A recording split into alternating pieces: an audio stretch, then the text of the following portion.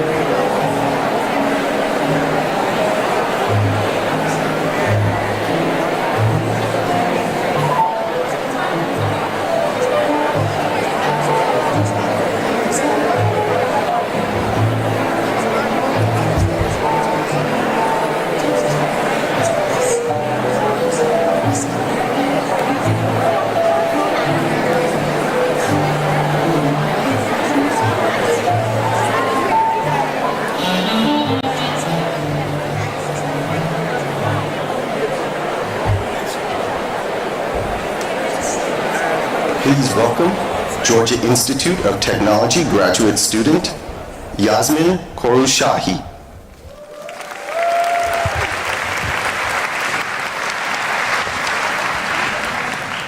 Good afternoon, everyone. My name is Yasmin Korushahi, and I am a Master of City and Regional Planning student here at Georgia Tech.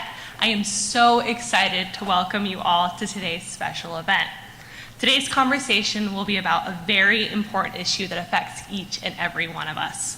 Climate change is not just an issue of the environment, but of social and economic justice as well. We need to be working to connect climate scientists and policy experts with elected officials and their communities to solve this crisis, which is why I am pleased to welcome today's moderators, both of whom are leading climate experts here in Georgia. Dr. Isaiah Bolden is an oceanographer and a professor of Earth and Atmospheric Sciences here at the Georgia Institute of Technology and a preeminent mind in the field of ocean and coral ecology and climate. Please welcome Dr. Bolden to the stage.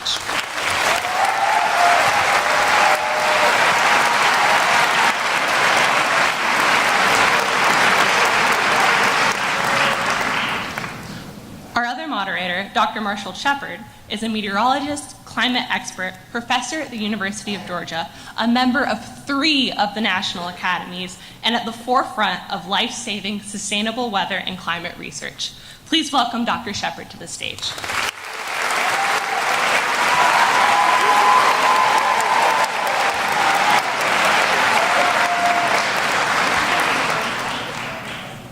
And finally, I am elated to welcome today's featured speaker to Atlanta and here to Georgia Tech. As a brown girl and daughter of immigrants working in public service, I am thankful to have incredible role models that promote diversity, equity, and justice in all of the work that they do. The Biden-Harris administration is working hard to advance justice through a climate-based agenda. Last year, they championed the single largest investment aimed to improve our infrastructure and boost America's climate resiliency as part of the landmark Infrastructure Investment and Jobs Act. It's so refreshing to have national leadership that prioritizes the climate and has the track record to prove that. And now, my fellow Yellow Jackets, please welcome to the stage Vice President Kamala Harris.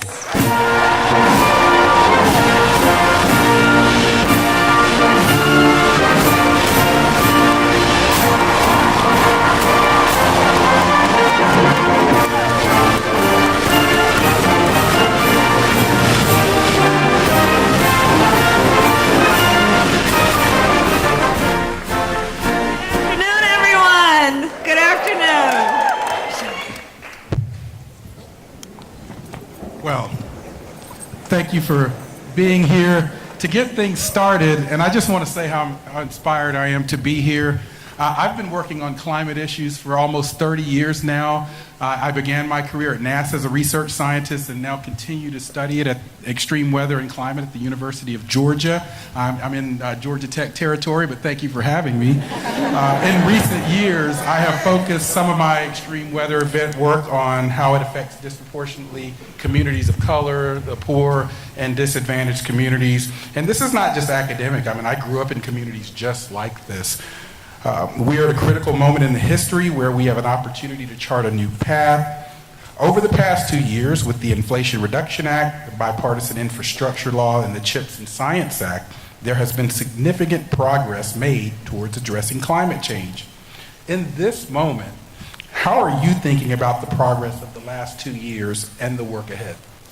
Thank you. Well, let me first thank both Drs. Shepard and Bolden for your work.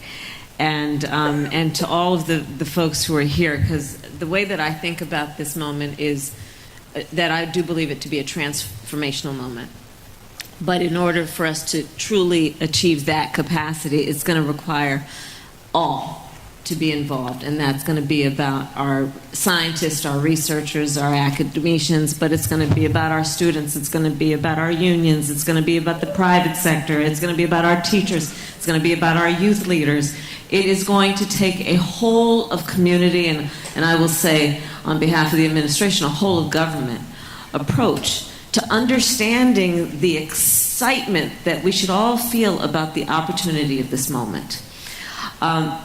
And then also thinking of it in a way that we understand the intersection between so many movements that have been about a fight for justice, and how we should see that intersection then in the context of this moment, in the way that we can actually, potentially, I do believe, and actually I'm much more optimistic than that, close some of the gaps that have long existed around which communities have what resources, around which communities are disproportionately and adversely affected by our failure to act or take seriously issues like clean water, as an example.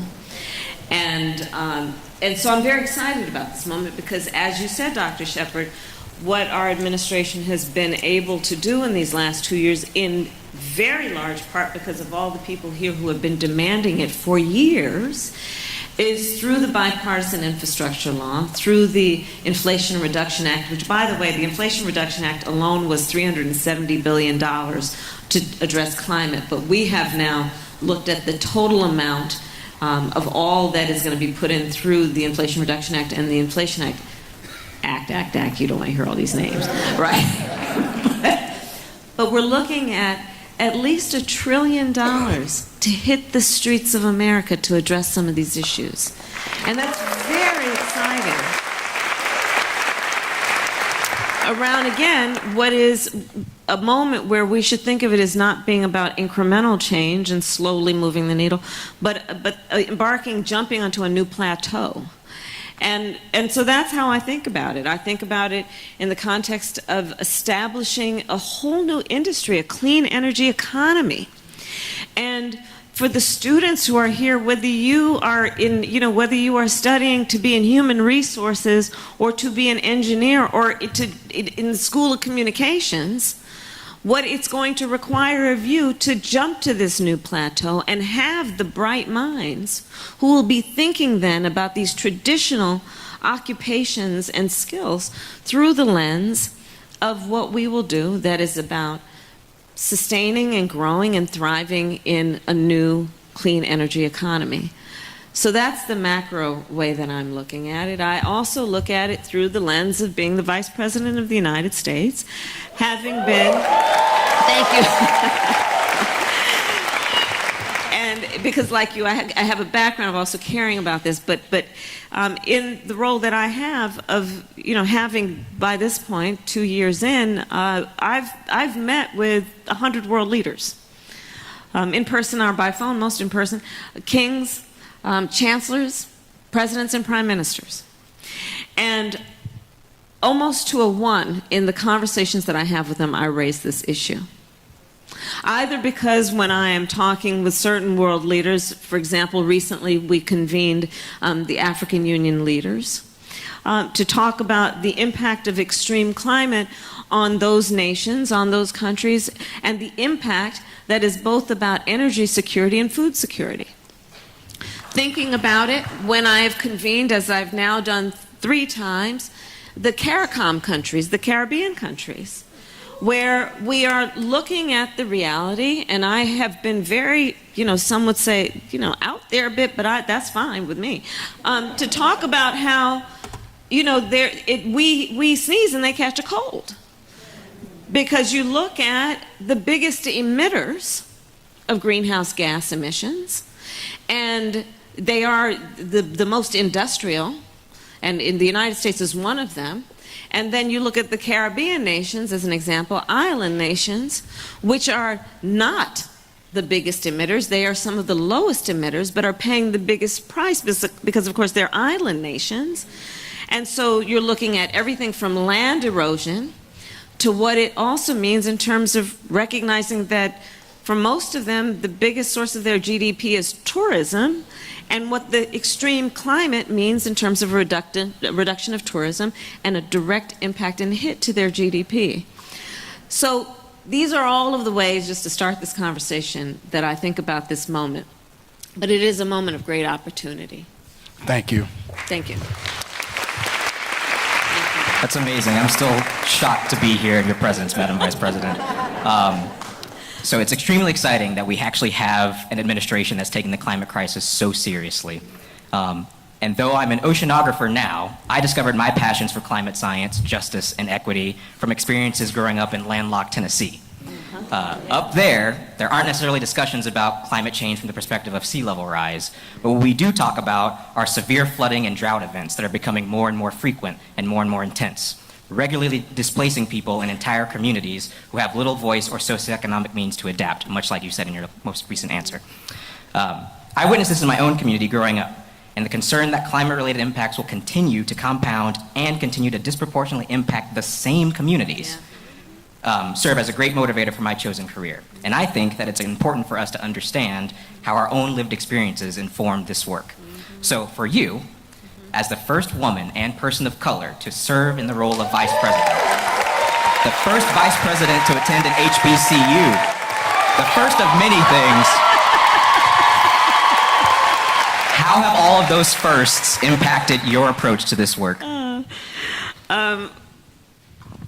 And I'm very proud to serve, and I do also recognize the broad shoulders upon which I stand, so I will start with that.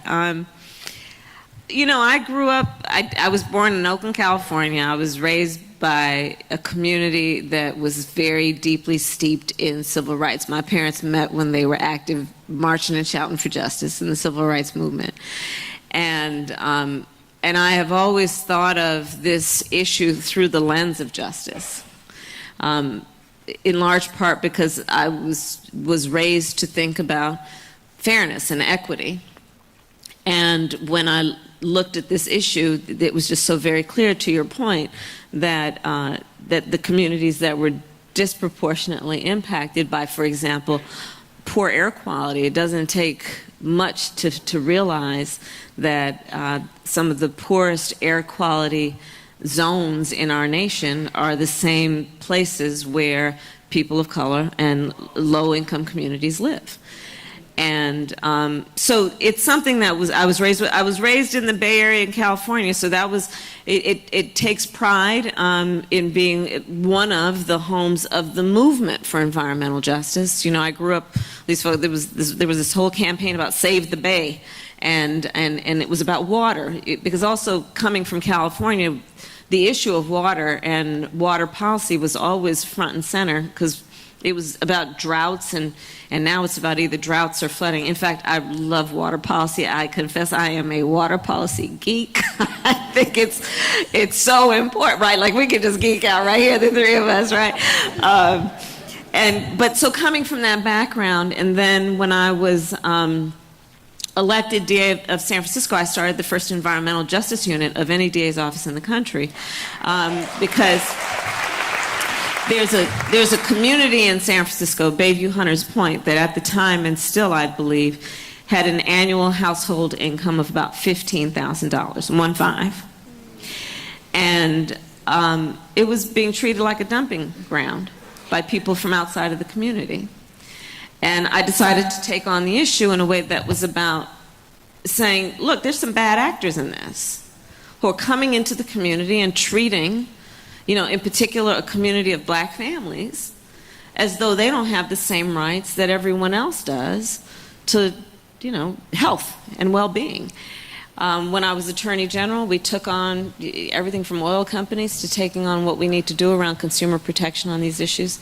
And then in the Senate, there was that work as well, which was also about paying attention to the diversity of extreme weather issues. Again, coming from California, we're talking about wildfire and drought, and then of course in the South and in the Eastern Seaboard, we're talking about a combination of floods and hurricanes and all that means. And so I grew up with the issue in many ways, but it is, I think, one of the most pressing issues of our time. And again, now with our administration, as you have said, prioritizing what we need to do around solutions, let's just jump in it and jump forward, but do it in a way that it is inclusive and that we are asking the communities that are affected to lead and not telling them what we're going to do for them. Thank you. Amazing. Amazing. And one of the things I think you're hearing the Vice President say, and it's something I often say, is this is not about polar bears. I like polar bears. They're cute. but this is about kitchen table issues that affect lives in Oakland, California, and Canton, Georgia, and Nashville, Tennessee. I want to talk about the historic investments the administration has made. There are a lot of components, but one of my favorite personally, and I have to sneak this in being a University of Georgia professor, is the engineering with nature and nature-based solutions components. Yeah. We're doing quite a bit of that at UGA with the Army Corps of Engineers because we know, as you noted, atmospheric rivers in California, hurricanes, so forth, disrupting our coastal communities and our communities inland as well. With all this federal investment, what is one of the parts that you are most excited about? Well, there are a lot, and I really would love for you to talk a little bit more about your work, Dr. Shepard, because I think it is something that is very exciting, and it seems to be remote and very high level, which of course it is in terms of the level of knowledge that one must have to do what you do, but it's also very accessible in terms of lived experiences.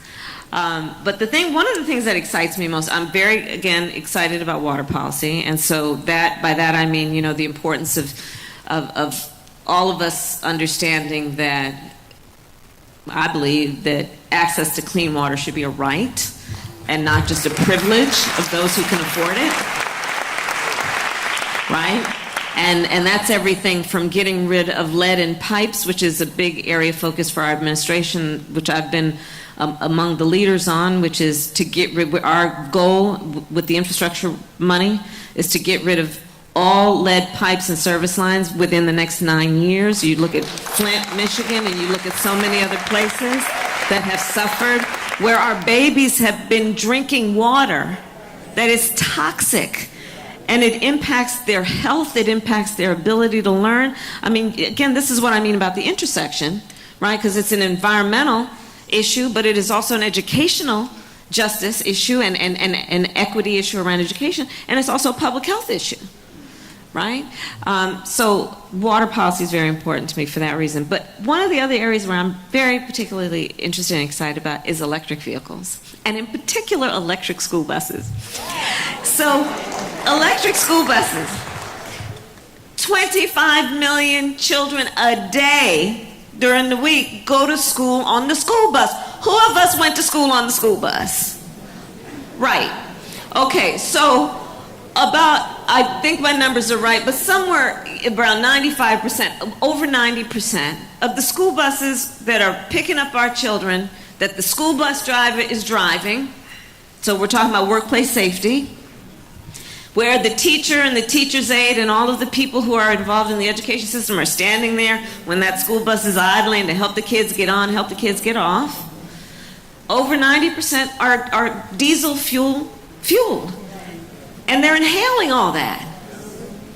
So again, the piece that is about the public health piece, the piece that is about what that means in terms of asthma rates and what children miss in terms of school because they have an asthma attack. All of that stuff related. But here's the other piece about electric school buses. We're building them right here in the United States. We're building them right here in the United States and have the potential to be a worldwide leader. And why should that be exciting? Because that's about jobs. That's about good paying jobs, because the jobs to build those buses require folks to be in union apprenticeships where they will be getting an incredible education to do the work that is about engineering, about being an electrician, to build those buses to fuel not only through electricity, these buses getting these kids to school, but also fuel our economy and strengthen our economy, which is about growing jobs, it's about US-based manufacturing. So for so many reasons, that's one of the components of what we're doing right now that excites me. Thank you very much for that answer. And I drove here in an electric car, so I'm really excited about them as well. Don't believe the hype and some of the critics out there. Do your research, because it really is our future. Well, we also have rebates in our the work that we've been doing, and not only rebates to purchase an electric vehicle, but the first time where we now have thousands of dollars of rebates to buy a used electric vehicle.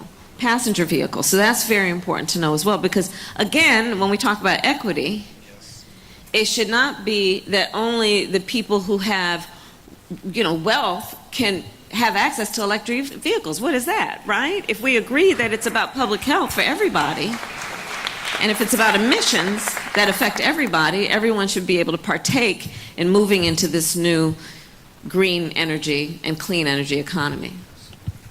Amazing, thank you. As a self-proclaimed automotive enthusiast, I share that passion for electric Right? vehicles, and I'm adding electric buses to that list I'm now, with you. yeah. I'm going to Minnesota tomorrow, actually. Oh, very cool.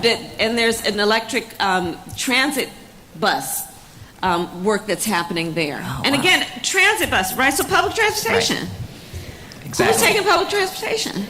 And- Right? Who's sitting at the bus stop waiting for that bus? And who's driving the bus? Right? So just thinking about, again, the whole ecosystem around this. Absolutely. The future of public transit, particularly electrified public transit, it's amazing. It's kind of a really good example of how climate policy impacts so many of our daily life activities, even from the individual to community levels. Right? Something that I have found incredibly enlightening and rewarding, even in my short career so far as an academic, are efforts aimed at community resilience policy because of its potential to explicitly increase equitable and inclusive incorporation. Focusing on climate policies that are grassroots and incorporate science, community perspectives, and day-to-day real-world interactions with climate variability and its multifaceted impacts. I've heard that you also love to dig in on policy issues in this kind of really nitty-gritty, multifaceted way. So what is one example of a climate policy issue that you are most passionate about? Water policy would be probably the I think surprise. Okay, so water policy. So again, we agree that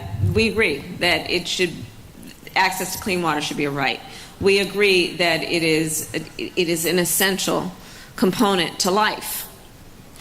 And we also agree it is precious. And when we look at extreme climate, we see that we are experiencing drought around the world.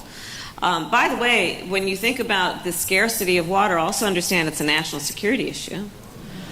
Understand it doesn't take much to just think about and reflect on the fact that if people don't have water where they live, they will leave where they live. If they cannot grow food where they live, they will leave where they live, and they will go to other places. And if we think about this in a global perspective, and they will invariably go to places that speak a different language and pray to a different God. And what do you think might happen then? You are probably looking at the beginning of conflict. We are seeing changing patterns around the world based on the scarcity of natural and essential resources. So again, when I think about water policy, I put it in a context that is both local in terms of Flint or in terms of Mississippi, and I think about it in a global perspective. So water policy, let's diversify water policy. Let's think with an equal amount of priority around everything from conservation to recycling to what we are doing to capture rainwater. You know, in places that are on the coast, be it the Gulf, be it the Pacific Ocean, we tend with floods and with excessive rainwater to want to get rid of it, right? Because it's dangerous, it becomes disaster proportions. And then we end up flushing it into the ocean. Whereas if we were thinking in a smarter, more long-term way about the precious nature of this, we would invest equally, again, conservation, recycling, but also water capture, storage. And then thinking about storage, it's smarter instead of having it above ground where it can evaporate underground. Again, that's all about jobs. We need engineers, we need architects, we need the bricklayers and the pipe fitters and the electricians to do this work.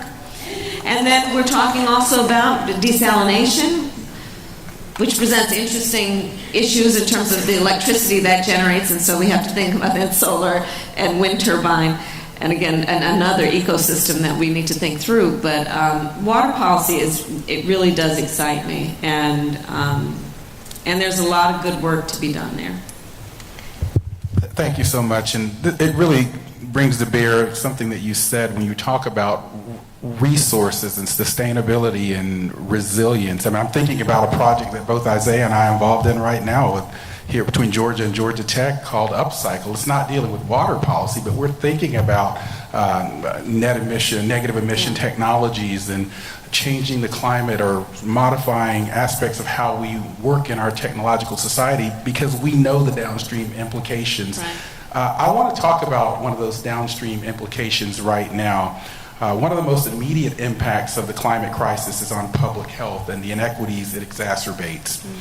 I've done work in this area with something I call the extreme weather climate gap, which gets at exactly what you're talking about, this idea that certain communities are disproportionately impacted, not just from sort of the direct impacts from these extreme weather climate events, from the follow-on sort of diseases associated with floodwaters and extreme heat sustained over time. Just down the street, we've identified communities here in Atlanta that are disproportionately exposed to flooding and heat, for example, in some of our work.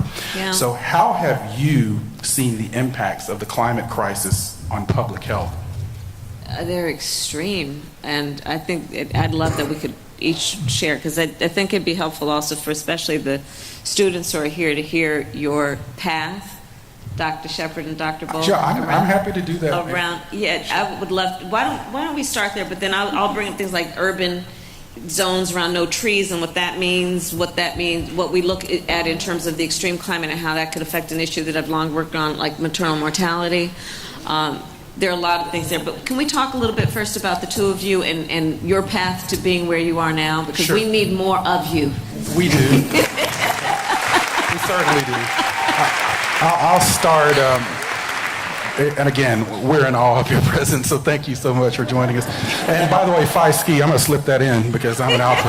And but one of the things that I would say is that as a former president of the American Meteorological Society, we know that 2% or less of our represent the kind of communities that are most affected by these things. So a bee sting set me off on a path to weather and climate because I found out I was... You said a bee sting? A bee sting. It really was. I found out I was deathly allergic to bee stings, and so I shifted my 6th grade science project to weather.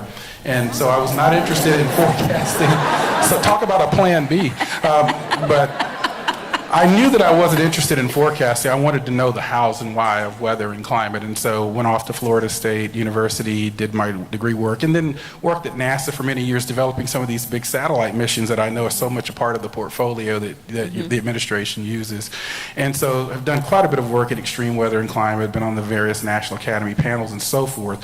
But in recent years, for the reasons that you articulated, it's important to translate this sort of theoretical science into policy. We just submitted a proposal to NASA looking at how extreme rainfall and soil moisture exacerbates septic system failures in the Black South and the Deep South. Those are kitchen table, how do they affect me issues? And so that's really been part of my path. I'll pass it off to Isaiah. Yeah, my path, it's pretty recent memory. But as I mentioned, I grew up in Nashville, Tennessee. I was always a big science nerd. But I also noticed, right around my junior year of high school, we had like a massive 500-plus year flooding event that rolled through the city and basically decimated populations all along the floodplain, basically along the Cumberland River. And here we are more than a decade later.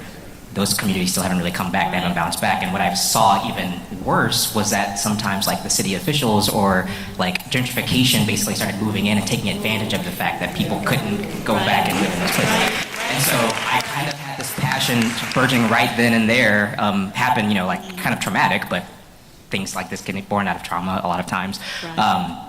As someone who's got this aptitude for science, aptitude for math, but then seeing that the science is not reaching the public in the way that it should, what can I then do with my career as an environmental scientist to generate data and get that data into the hands of people who could do something with it and better adapt?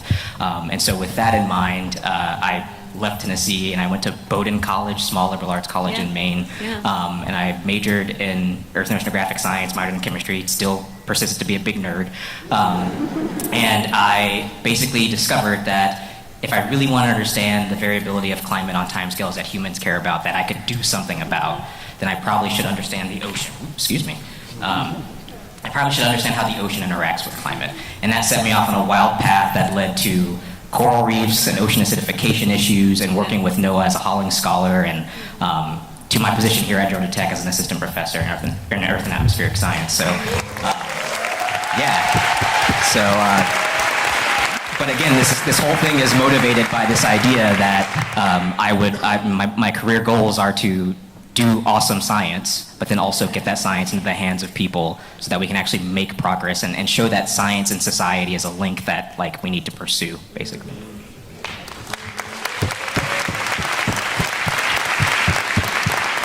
You know, as you both were talking, it's reminding me, I mean, the connections, right? So going back to the issue of lead pipes, the mothers and the fathers and the grandmothers and the grandfathers in the communities that have been suffering from these have been fighting for years and years and years. It didn't take a science degree for them to know what was happening to their children and what was happening in their community. And when I think about your journey in life and your calling, both of you, part of it is having people who are in these positions who understand that and understand the brilliance and the level of knowledge that communities have. And we need to listen to them. There's that piece of it.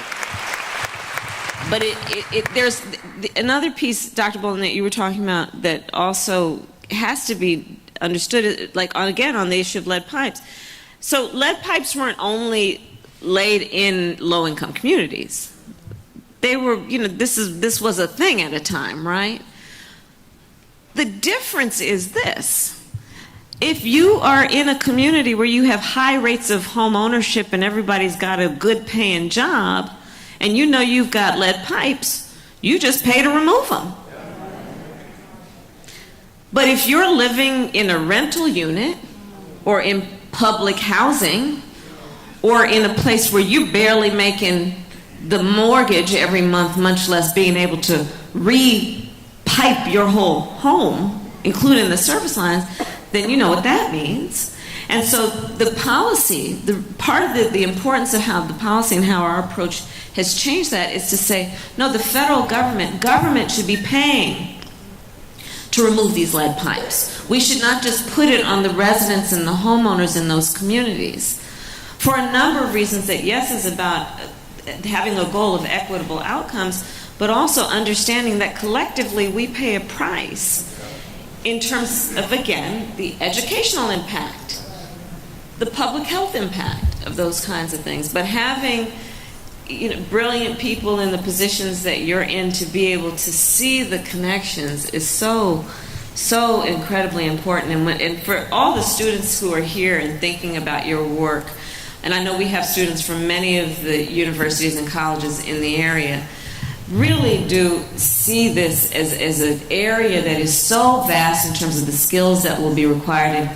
And we need you. We really need you, because this is the thing, back to the first point about what's exciting about this moment. There are going to be a lot of new jobs. There's going to be a lot of new work. We're talking about a new approach, a new industry. And we need you guys there to, in some cases, do the translating that is necessary for people to be clear on the concept. Yeah. But thank you both for what you do. Thank you. Thank you. Yeah, thank you for that very enlightening message to the next generation.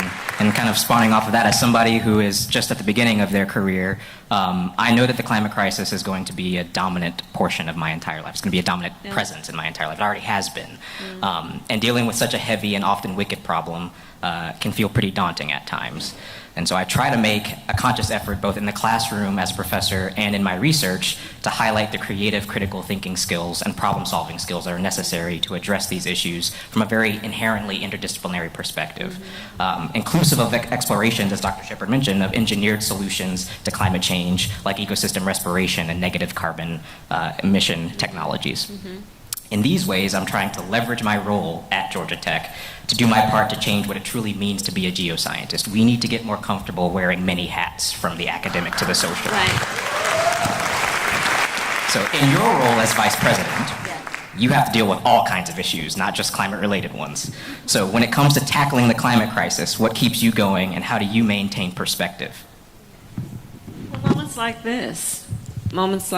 I mean, look at this incredible room and group of leaders who have convened from every and all walks of life and work to come together under one roof to understand the collective dedication that we need to have to an issue like that. This gives me a lot of motivation to keep doing the work.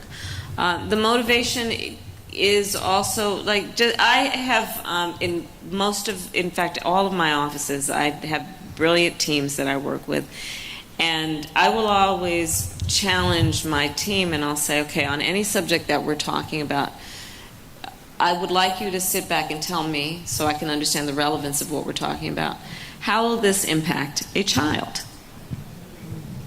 It's an interesting question to always ask of yourself when somebody is debating public policy or some opinion about what's supposed to be.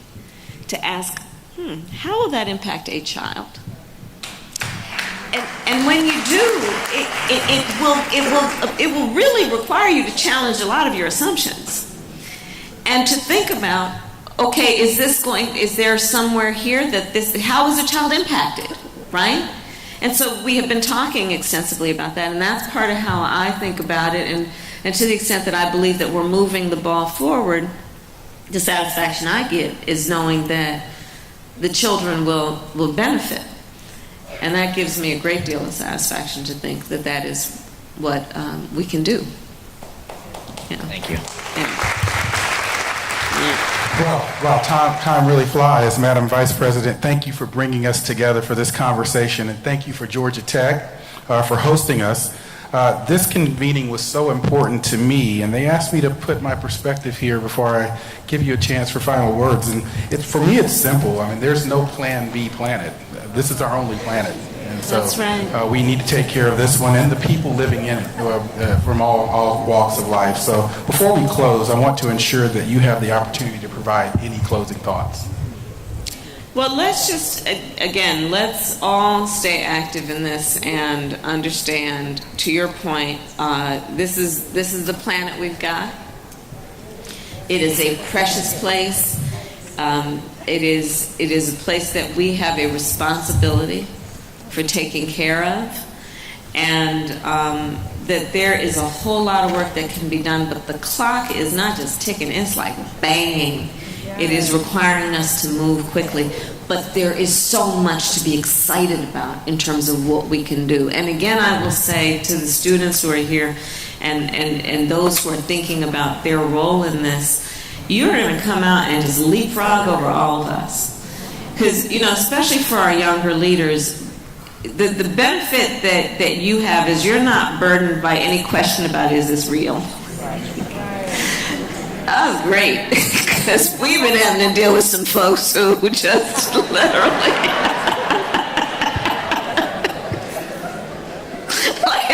we're kind of like, have you looked out the window?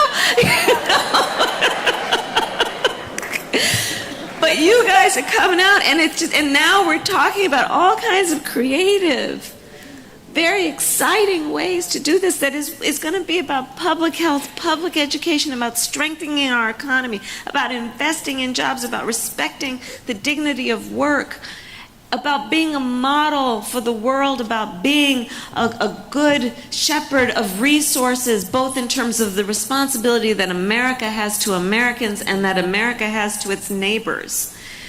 So it's a very exciting time, and I'm just very thankful to everyone here for taking your time this afternoon to be here for this conversation. And to Dr. Shepard, Dr. Bolden, thank you very much. Thank you. Thank you, Matt. Thank you very much. Thank you, and that concludes our program today. Thank you.